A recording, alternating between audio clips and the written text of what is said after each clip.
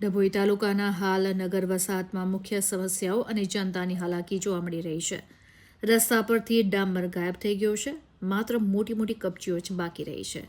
આ કપચીઓને કારણે વાહનોમાં પંચર પડવાની ઘટનાઓ રોજિંદી બની ગઈ છે.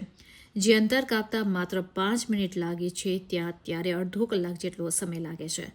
રસ્તો એટલો ખરાબ છે કે વાહન ચલાવવું જોખમી બની ગયું છે.